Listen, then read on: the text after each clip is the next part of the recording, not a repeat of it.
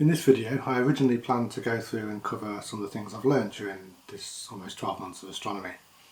And I had actually gone ahead and recorded most of the footage for it. However, we've been really blessed the last few days in the UK. We've had glorious weather, which has meant we've had some really clear nights and some great nights for observing. So I've been out trying to capture some images of Andromeda and spent a couple of nights working on that.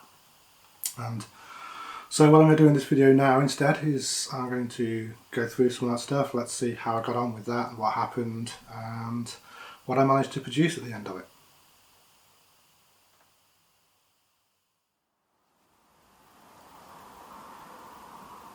Okay, I'm set up tonight. I'm going to try and do approximately about 4 hours of imaging of Andromeda. The telescope is set up, it's been aligned. I've done a 2-star line on there. It's currently aligned, but it's not pointing at Andromeda currently, and it's still got an eyepiece in, not the CCD camera I'm going to use.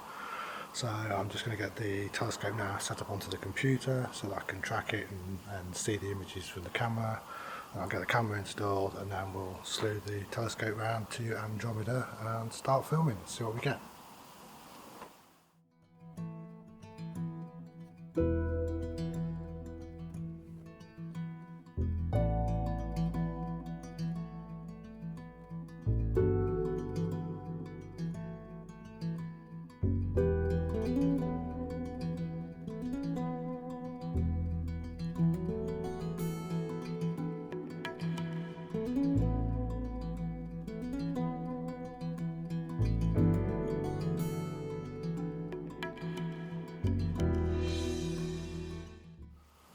Okay, so we've connected the telescope to the computer. Stellarium scope has started and connected up and automatically started Stellarium for me, and I can see on Stellarium that it is indicating that the telescope is pointing where it thinks it is, so everything looks to be okay on there. So what I'm going to do now is I'm going to use Stellarium to start to slew to various points in the sky and bring the telescope back around in the general direction of Andromeda, which is somewhere up there from where we are today. And then once we get closer to Andromeda, and I know the scope is still aligned at that point and still tracking as I expect it to be, I'll move over and we'll put the CCD camera on.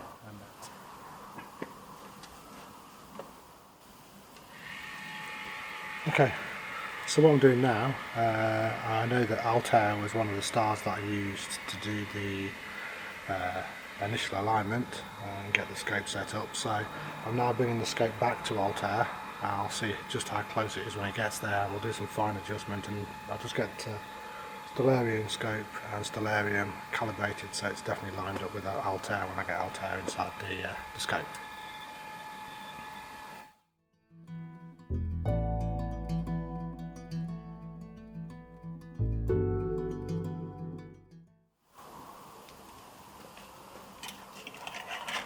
Okay, so a little bit of adjustment there just to get Altair lined up in the middle of the eyepiece, so we should be lined up. I'm now going to just tell Stellarium scope that we are actually looking at Altair and just get that to recalibrate so it's lined into the right place, and then we'll move a bit further around the sky.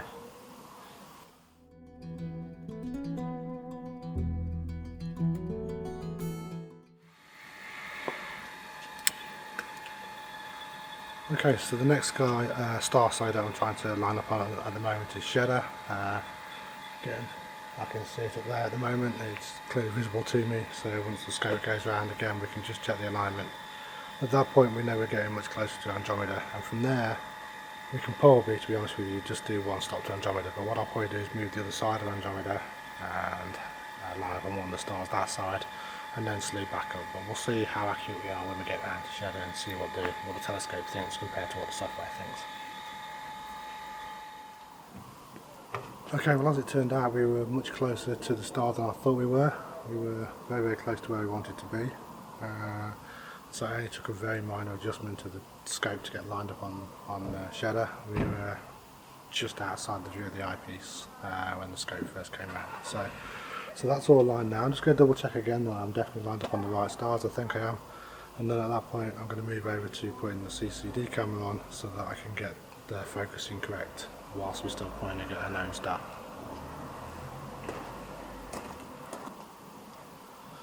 Okay, now that we know we're lined up on the stars we need to be, I'll take the eyepiece out, get the CCD camera in and hooked up to the computer, and then get the Betanov mask on and get the focusing correct on the CCD camera.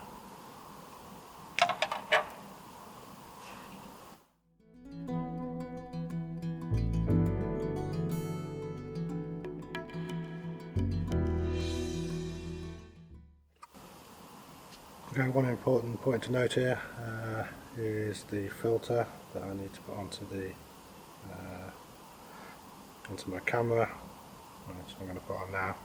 Without this filter, light pollution will have an impact. It will still have an impact, obviously. You can't get rid of the light pollution, but this does at least help to cut through that light pollution a little bit and gives me a slightly clearer view of the sky. So I'm going to put that filter on now, and then we'll get the camera on and we'll get the focusing done with the camera.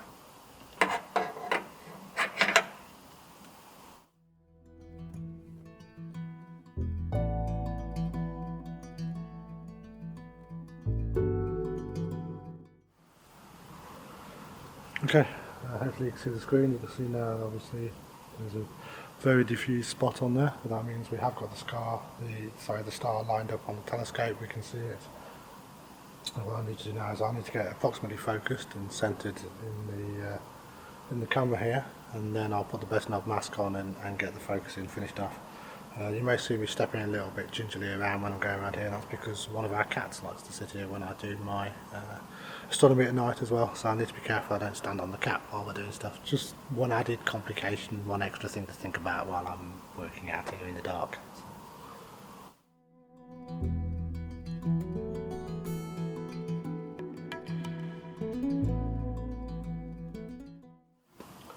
Okay, I'm approximately focused on the star now. Focusing isn't anywhere near where it needs to be. I've got the gain turned up quite high on the camera as well, so that will distort the image. I'll turn that down in a moment when I put the Betanov mask on. What I'm going to do now as well is I need to try and get the star lined up in the centre of the screen here, but I will no longer be using the telescope to do that. I'll actually be using the telescope control with stellarium scope to do fine adjustments and get the telescope lined up. Okay, so that's now lined up as close as I need it at this stage in order to be able to get the focusing done correctly. So I'm going to do that stage now. I'm going to turn the gain down on the camera a little bit so that the star isn't blown out. We'll put the Betanov mask on and get the focusing exactly where we need it for the imaging.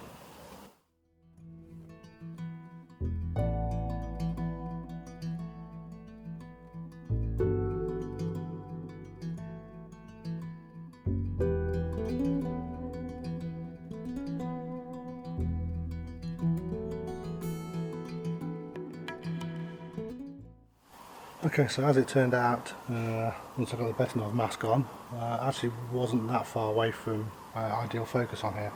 The thing to do now is let's go and find Andromeda.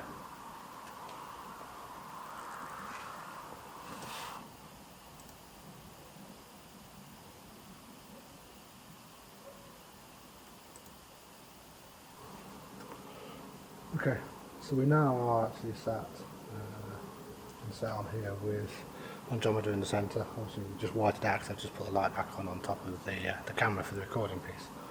But Andromeda is centred on there now at the minute, and we're tracking fairly well on Andromeda. What I need to do at this stage is I need to go in there now and bring the histogram down, and then I also want to capture some dark files, so I'm going to put the cover back over the top of the telescope and take about 10 images or so at the same settings as I'm going to use while I capture Andromeda. And that will capture the hot pixels etc on the CCD and get the noise out of the camera as we move forward. And then at that point, once we've done that and I've got everything set as well with the histogram and so on, I'll take a couple of images and then I'll start stacking probably 5-second exposures. So I'll do that now and see how we get on.